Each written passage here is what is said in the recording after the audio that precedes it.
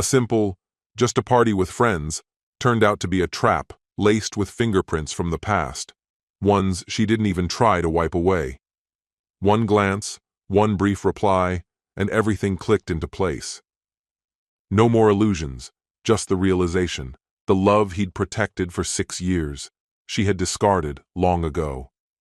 But the game wasn't over. As she walked out the door, certain he'd be there waiting, he had already begun to move. Not out of rage, but with cold resolve. And when her phone began to fill with questions, she wasn't the one asking them. Now she was waiting for answers, and he stayed silent. Because for the first time in a long while, silence was his ally. And within it, he became someone she no longer recognized. Hello, my friend. I'm so glad you stopped by my channel. If you're here for the first time, don't forget to subscribe and share this video with your friends or family. It really helps my channel a lot. Please tell me in which city or country you watch this video. I value every one of your comments. So let's get started.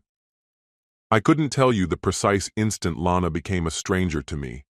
Maybe it was a gradual fading, tiny, nearly invisible changes I refused to acknowledge, because doing so meant facing a truth I wasn't ready for.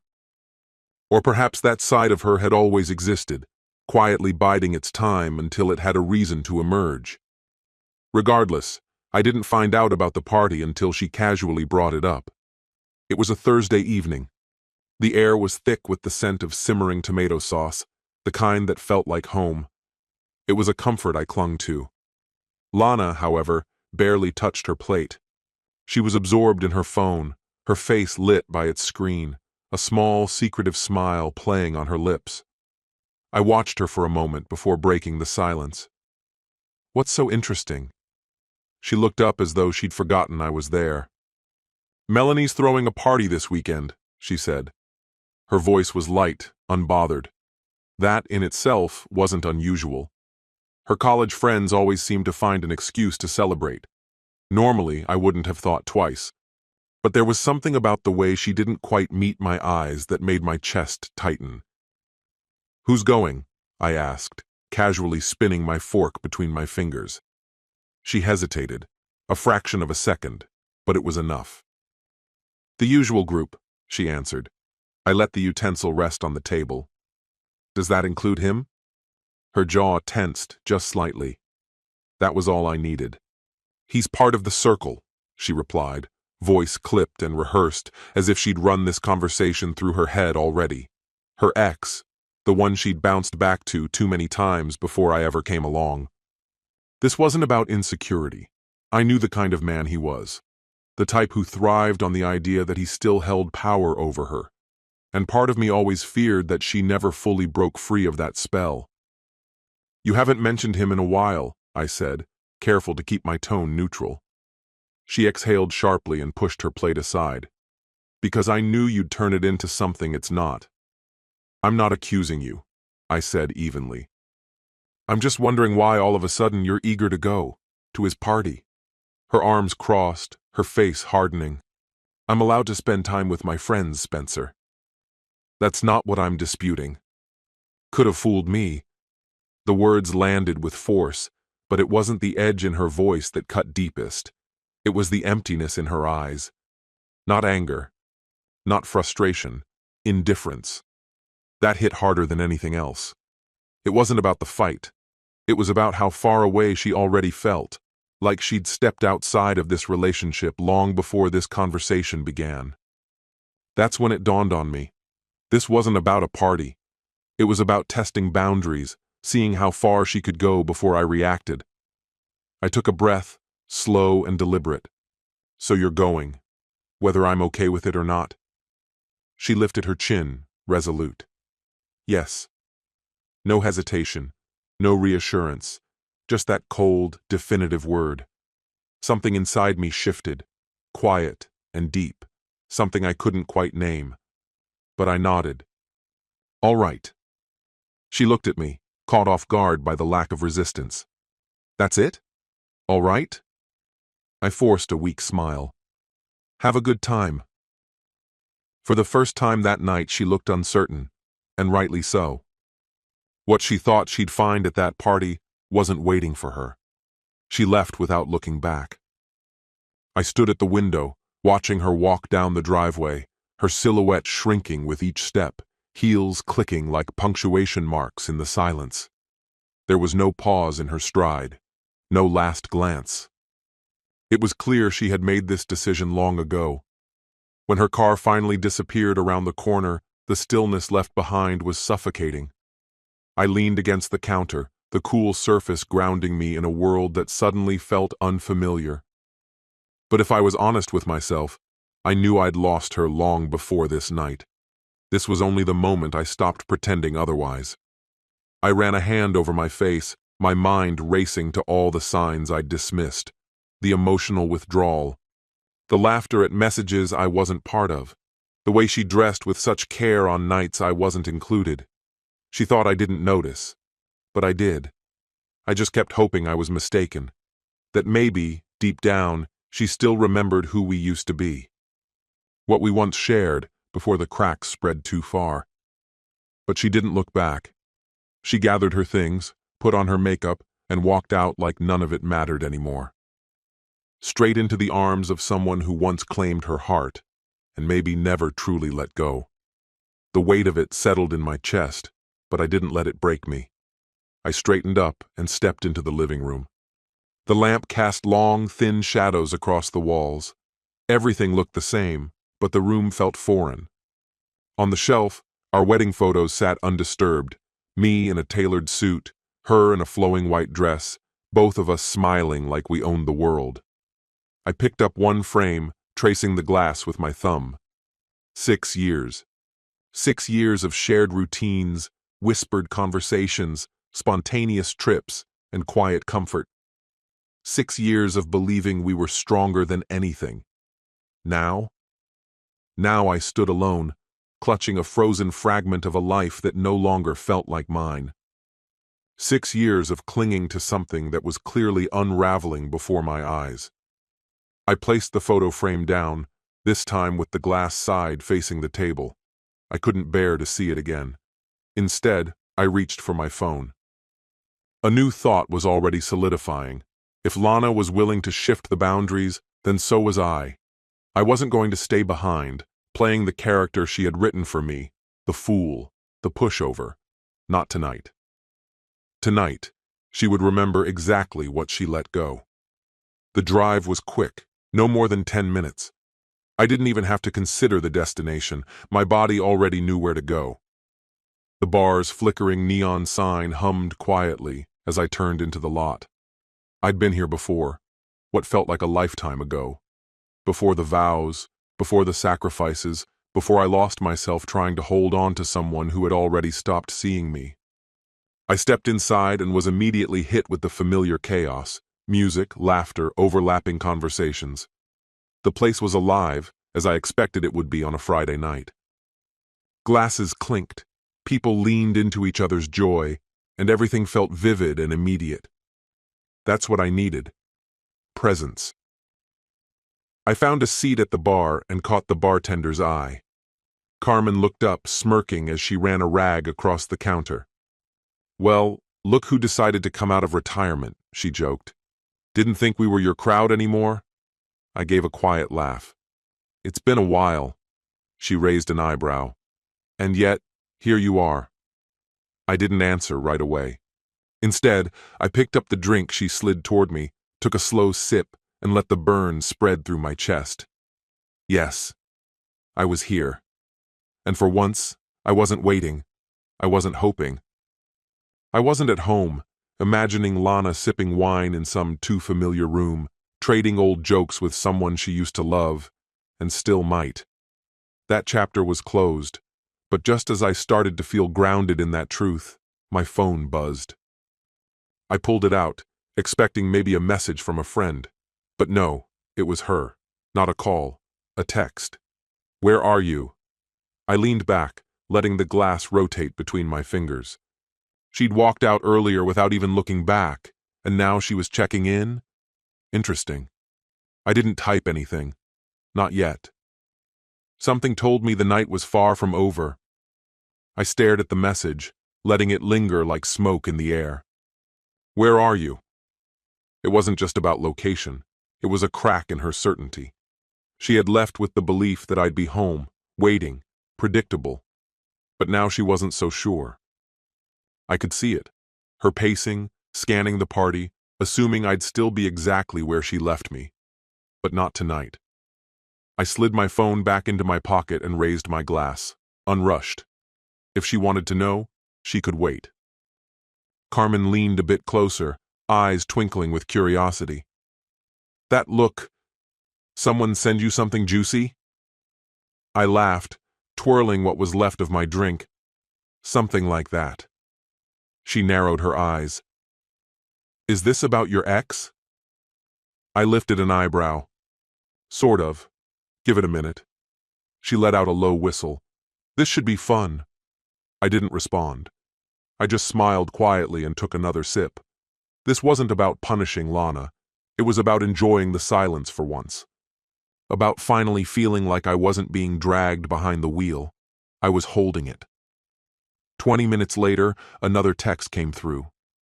"Are you home?" I let out a low chuckle. Home? Not even close.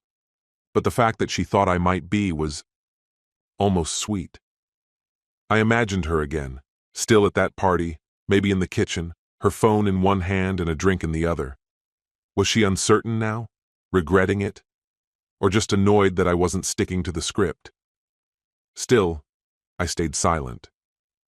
Instead, I stood up, loosened my shoulders, and stepped outside. The chill hit me as I walked to my car.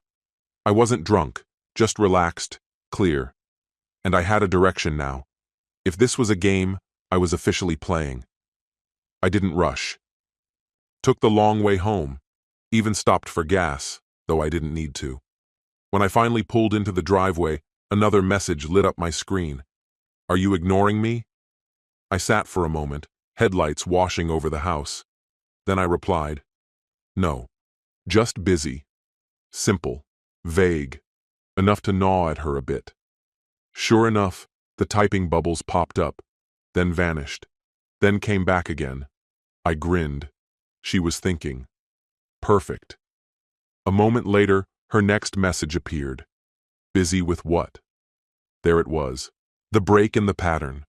It had been a while since Lana was left without answers. Now, she was the one in the waiting seat. I could have spelled everything out, where I'd been, what I was doing, shown her that she wasn't the only one who could vanish without warning or explanation. But I chose silence instead. I turned off my phone, stepped out of the car, and walked into the house. Let her sit with the questions for once. Inside, the living room was cloaked in dimness, the only light a weak amber cast from the street lamp slipping through the blinds. The air was thick with stillness, dense and unmoving.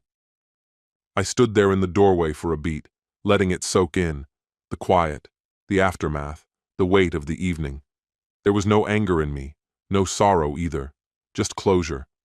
I walked into the kitchen, poured myself a glass of water, and leaned against the counter. My phone sat next to me, face down and silent. No missed calls, no messages, nothing. And that was fine. Because for once, she was the one asking questions. I moved through my evening slowly, swapped out my shirt, brushed my teeth, rolled my shoulders loose. My body felt relaxed, my thoughts disarmingly focused. After everything Lana had done to chip away at my self-assurance, all the moments she'd planted doubt in me, she was finally the one uncertain. I slid into bed, staring at the ceiling. Her side of the bed was empty and cold. But it didn't bother me tonight. She'd made her decisions. Now she had to face them. 2:37 a.m. The hum of my phone on the nightstand stirred me from sleep. It took a moment for my mind to catch up. The room was still dark, lit only by the screen's soft glow painting pale streaks across the walls. I blinked, reached over, and read the name.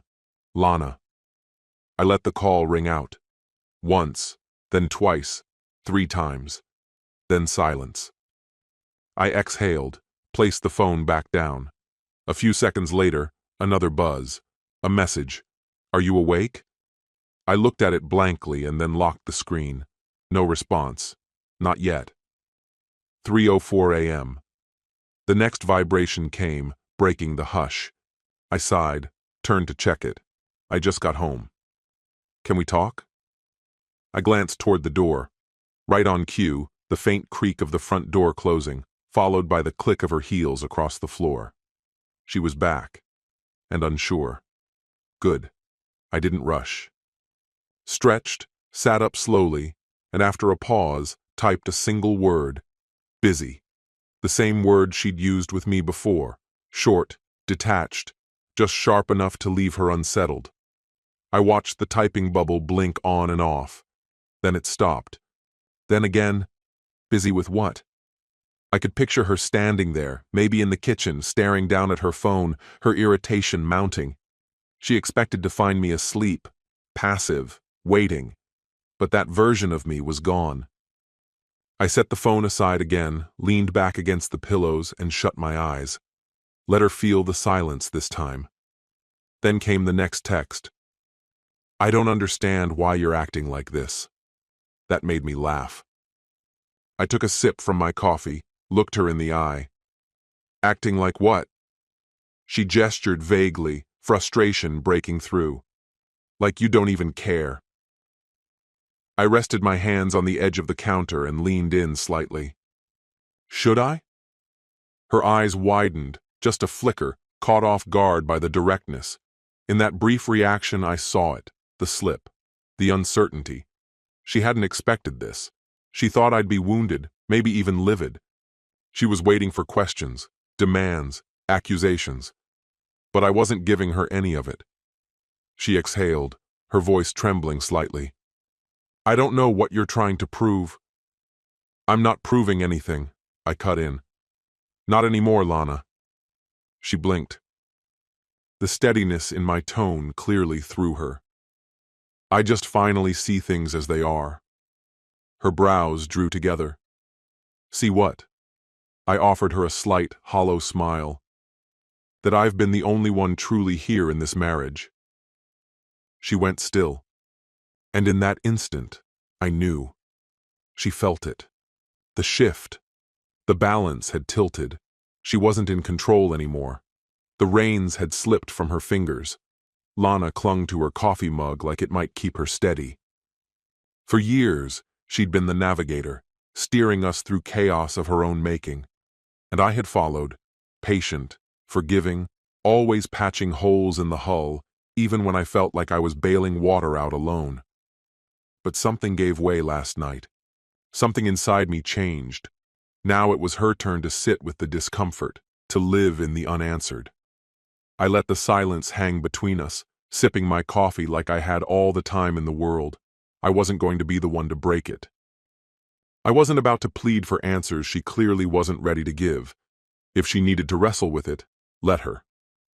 After a long silence, she finally spoke.